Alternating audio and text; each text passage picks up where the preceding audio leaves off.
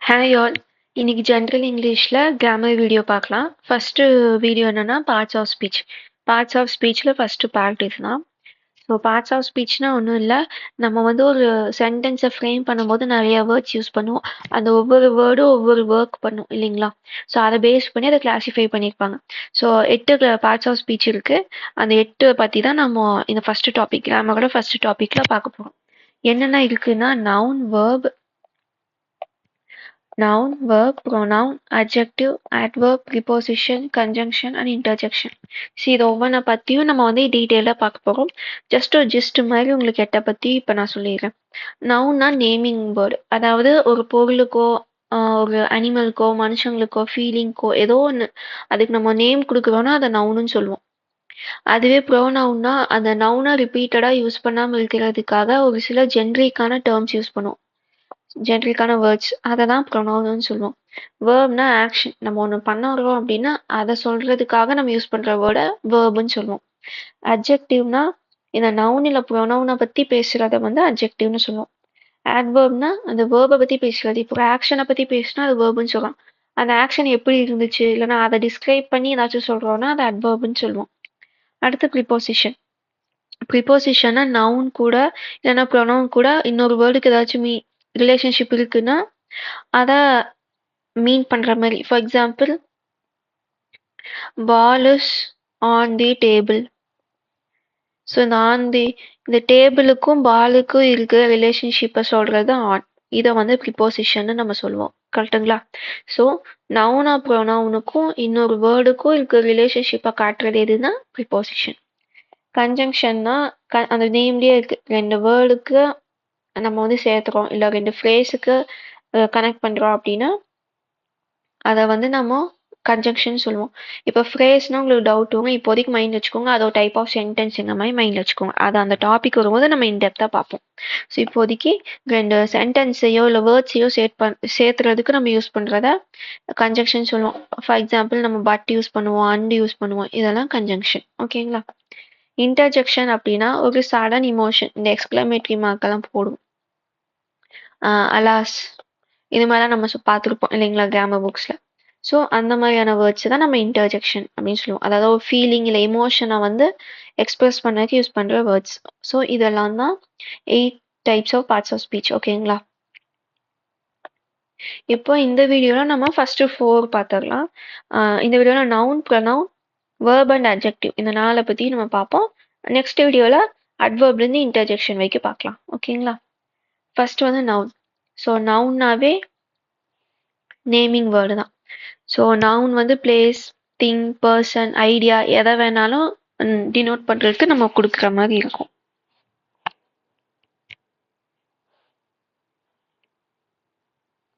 So நவுனவே நம்ம நிறைய டைப்ஸில் சொல்லுவோம்.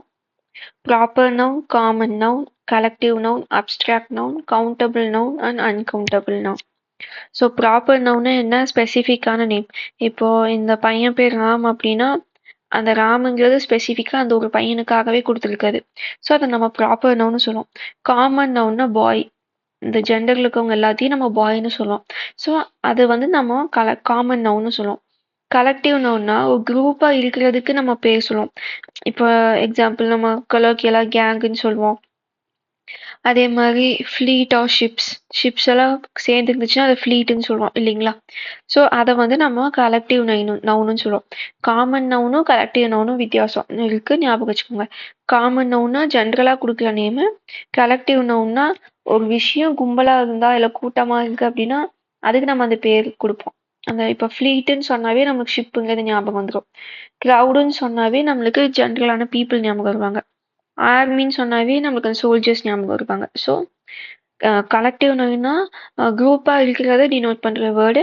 காமன் நவுன்னா எல்லாத்தையும் டினோட் பண்ணுற ஒரு நவுன். ஓகேங்களா? அடுத்தது அப்ஸ்ட்ராக்ட் நவுன்னா ஐடியா ஒரு feeling, love, happiness, anger. So இது மாதிரி இந்த டைப் ஆஃப் திங்ஸ்க்கு நேமிங் தர்றது தான் அப்ஸ்ட்ராக்ட் நவுன். அடுத்து countable nouns, apple, car, watch இதெல்லாம் நம்மளால கவுண்ட் பண்ண முடியும். கேர்ள்ஸ் இதெல்லாம் நம்மளால கவுண்ட் பண்ண முடியும். ஸோ அது எல்லாத்தையும் நம்ம கவுண்டபிள் நவுன்ஸ்னு சொல்லுவோம். அன்கவுண்டபிள் நவுன்ஸ்னால் அதை கவுண்ட் பண்ண முடியாது. வாட்டர், ஏர், மில்க் இதெல்லாம் மெஷர் தான் பண்ண முடியும், கவுண்ட் பண்ண முடியாது. ஸோ இதெல்லாம் நம்ம அன்கவுண்டபிள் நவுன்னு சொல்லுவோம். ஸோ மேலுக்கு இந்த ஃபர்ஸ்ட் 4 தான் பேசிக்கு. இந்த அன்கவுண்டபிள் அண்ட் கவுண்டபிள் நவுனுக்குள்ள இந்த 4 ஏதாச்சும் ஒன்று வரும். ஃபார் எக்ஸாம்பிள் இந்த கார் எல்லாம் பார்த்தீங்கன்னா காமன் நவுன், வாட்டர் ஏர் எல்லாம் பார்த்தீங்கன்னா காமன் நவுன். ஓகேங்களா?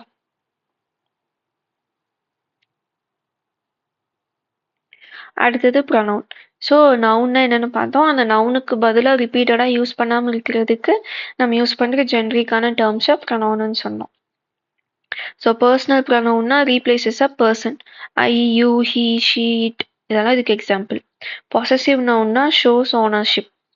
My, your, his. இப்போ பொருள் யாரோடது அப்படிங்கிற மாதிரி நம்ம கொஸ்டின் கேட்டோம்னா என்னோடது, உன்னோடது, அவனோடது நம்ம தமிழில் சொல்கிறோம். அதுவே இங்கிலீஷில் சொல்கிறது தான் பொசசிவ் நவுன். ரிஃப்ளெக்சிவ் நவுன்னா என்ன நானே திருப்பி சொல்லிக்கிறதுக்கு, அதாவது பாயிண்ட் அவுட் பண்ற மாதிரி சொல்றதுதான். Myself, yourself, himself. அந்த செல்ஃப்னு வருது இல்லைங்களா? ரிஃப்ளெக்டிவ்னாவே செல்ஃப்னு வரும். ரிலேட்டிவ் அப்படின்னா நம்ம சென்டென்ஸ் எழுதும் போதே this book belongs to Ram who is studying in 8th standard இப்படி நான் சொல்றேன். ஏன்னா அந்த ஹூங்கிறது கொஸ்டின் மாதிரி வராது, அவங்கள சொல்றதுக்குனே கனெக்ட் பண்ற மாதிரியும் சேர்த்து நான் யூஸ் பண்ணுவேன். அதை தான் ரிலேட்டிவ் ப்ரொனவுன். ஓகேங்களா? ஐ ஹோப் உங்களுக்கு நான் சொன்னது புரிஞ்சிருக்கும்னு நினைக்கிறேன். மறுபடியும் நான் சொல்றேன். ரிலேட்டிவ் ப்ரொனவுன்னா எக்ஸாம்பிள் சொல்றேன்.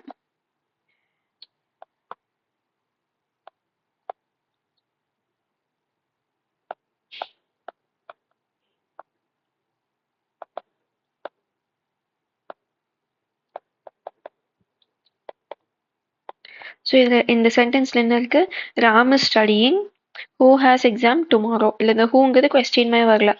ஸோ இது வந்து ரிலேட் பண்ணுற மாதிரி இருக்கு. இந்த எக்ஸாமையும் ராம் படிக்கிறதையும் ரிலேட் பண்ணுற மாதிரி வருது. ஸோ இதை வந்து நம்ம ரிலேட்டிவ் ப்ரொனவுன்னு சொல்லுவோம். ஓகேங்களா?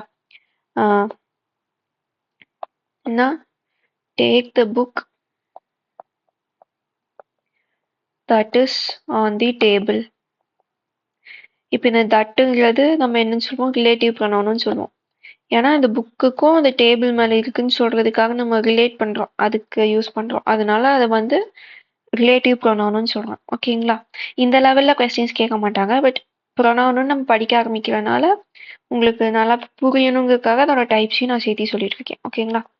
டெமான்ஸ்ட்ரேட்டிவ் ப்ரொனவுன், அதாவது பாயிண்ட் அவுட் பண்ற மாதிரி. இப்போ நான் வந்து பொசசிவ் ப்ரொனவுன் சொன்னேன், டெமான்ஸ்ட்ரேட்டிவ் ப்ரொனவுன் சொன்னேன். இது ரெண்டுக்கும் என்ன வித்தியாசம் இருக்குன்னு உங்களுக்கு எக்ஸாம்பிள் பார்த்தாவே உங்களுக்கு தோணும்.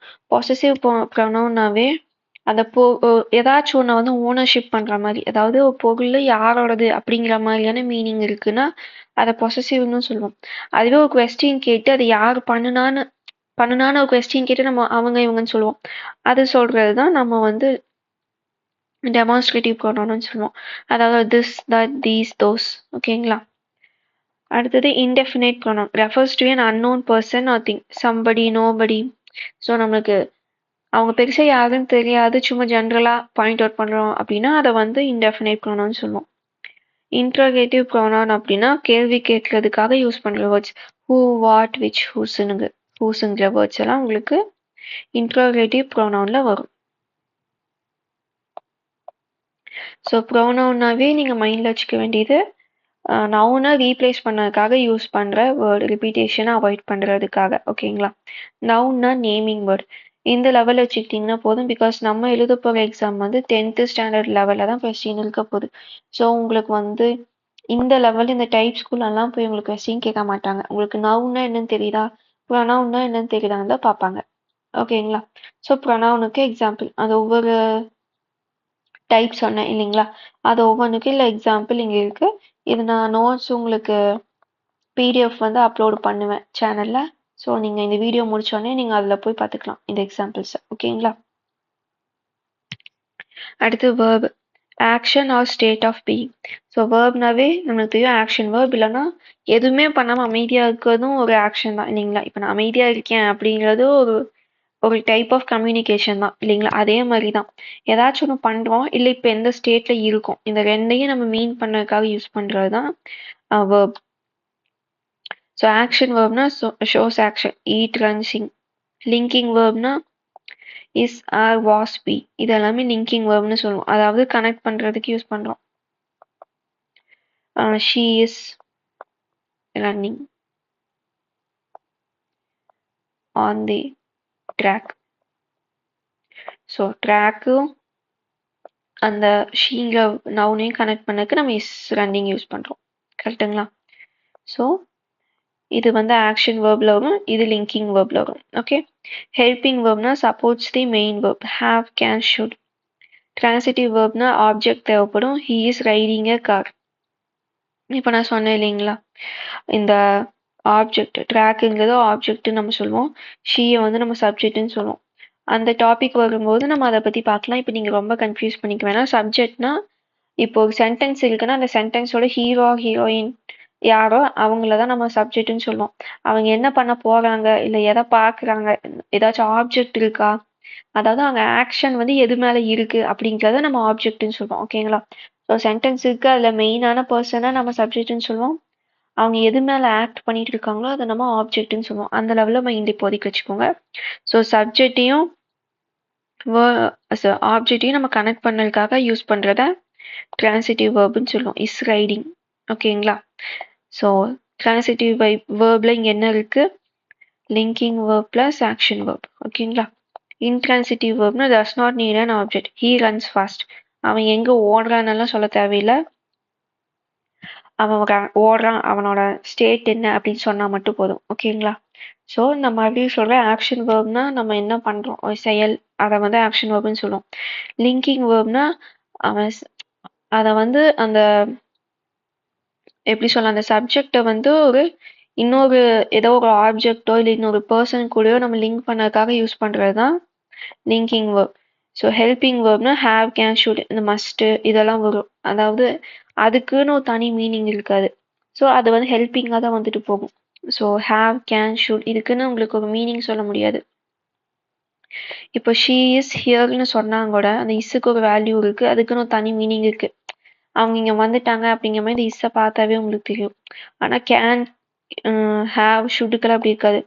She can hear. So she can ஹியர்னு சொன்னால் அதுக்கு ஒரு மீனிங்கே இல்லை.